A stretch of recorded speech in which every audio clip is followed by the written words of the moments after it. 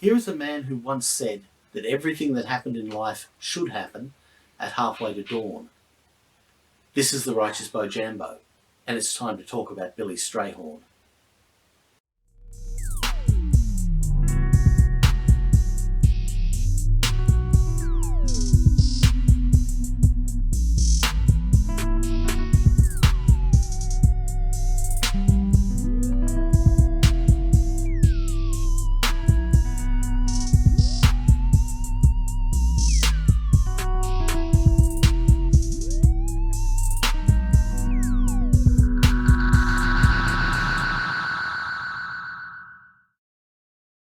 Towards the end of 1967, Burt Bacharach had a new song for Dionne Warwick called Do You Know the Way to San Jose?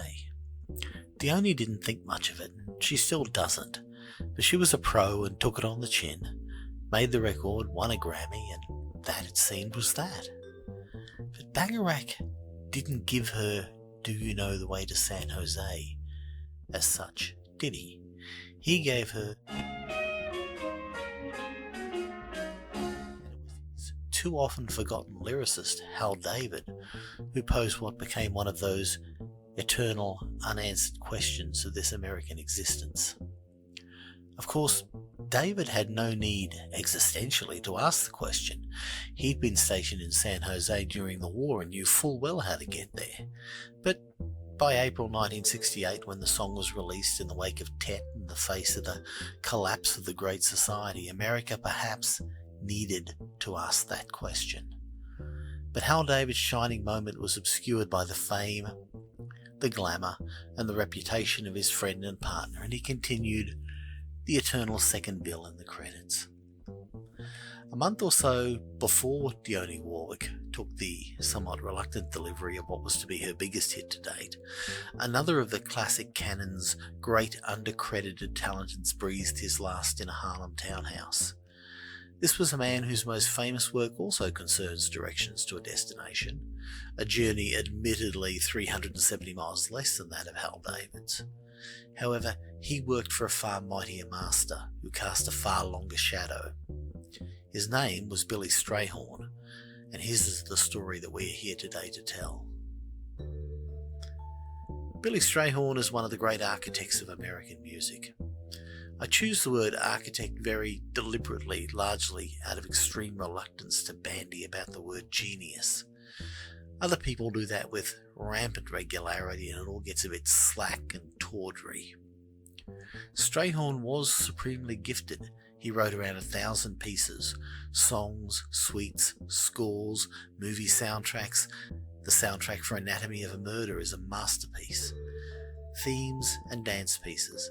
But compared to the authentic genius of his frequent collaborator, all but constant employer, undeniable best friend Duke Ellington, it doesn't sit at quite the same level. Ellington planned great cities of music and he populated them with boundless ideas. Strayhorn built beautiful houses for those ideas which brought them to life. Ellington wrote an eloquent text on American music from 1924 to 1974, and for better than half that time, he had Strayhorn to finish his sentences for him. Ellington called him my right arm and my left arm. And what marvellous work they did together. Strayhorn was Ellington's maid of all work, arranger, composer, pianist, co-writer and a conduit for outlier influences.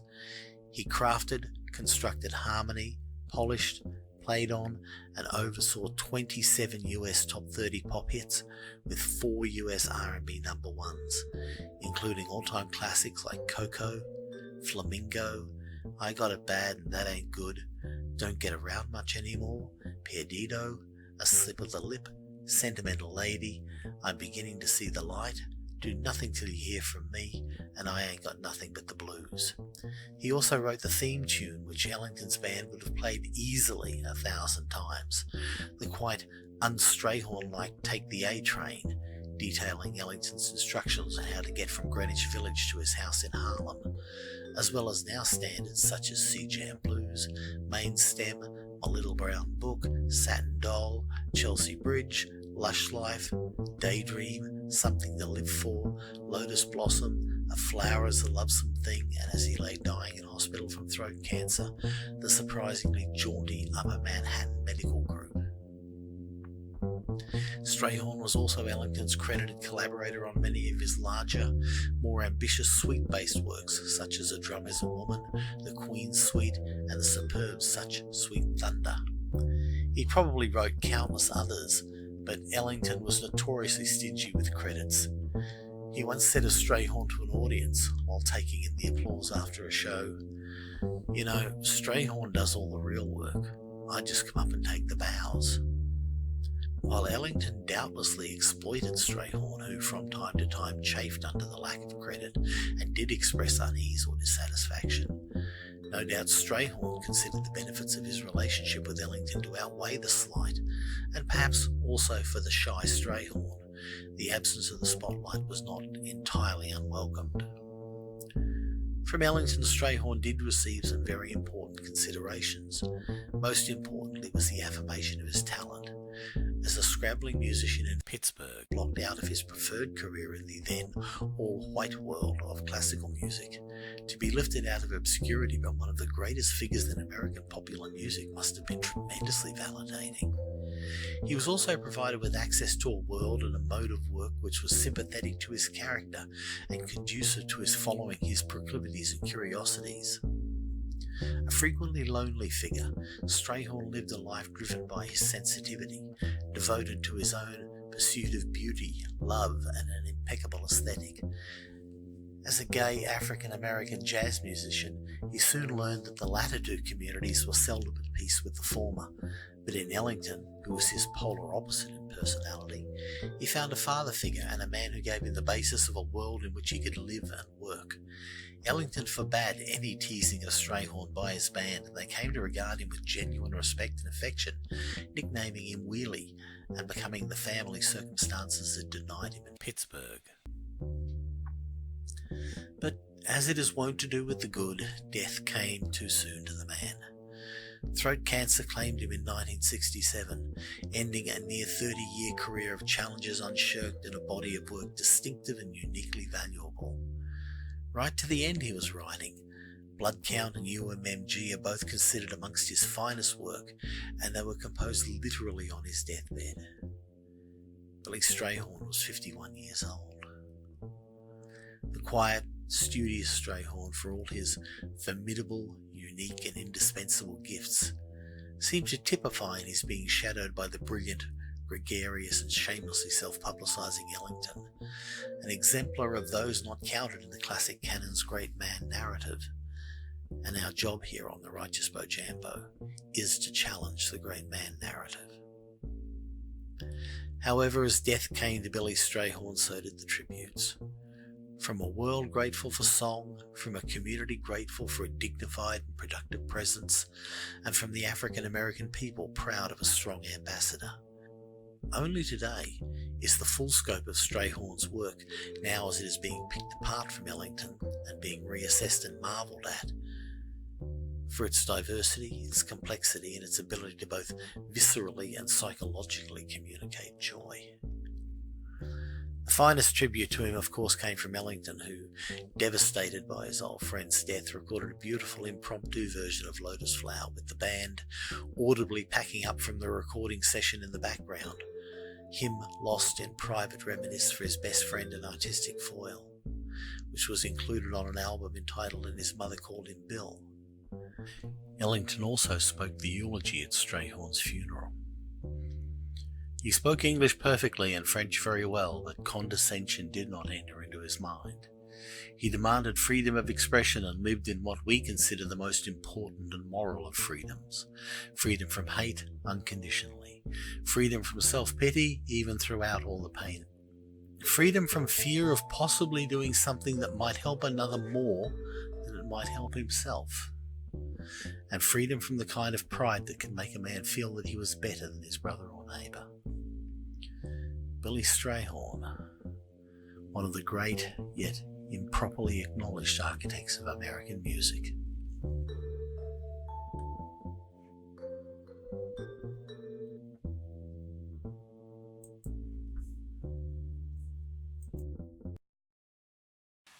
Billy Strayhorn, Hal David, Jerry Goffin, Don Rich, David Porter. The list goes on for those who stood not so much on the shoulders of giants, but stood supporting their shadows. And while that may have had frustrations unique, it certainly seemed to have worked out well enough for Billy Strayhorn. And for Hal David too, who went on to a long and very productive career, petting 3 James Bond themes, working with a myriad of admiring peers, and most importantly maintaining a lifelong friendship with Burt Bacharach.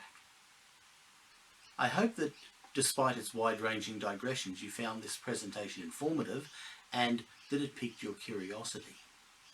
While we're talking here, who do you believe are the most underappreciated or undercredited sidekicks, for want of a better term, in the classical canon? Who do you think are the musicians who are most notoriously stingy with giving appropriate praise to those who help them? I wait upon your thoughts as Stanley waited upon Livingston. And until the next time we are gathered together in good company and fellowship, or until the nasty YouTube police shut this channel down, you keep listening to the good stuff and you stay righteous.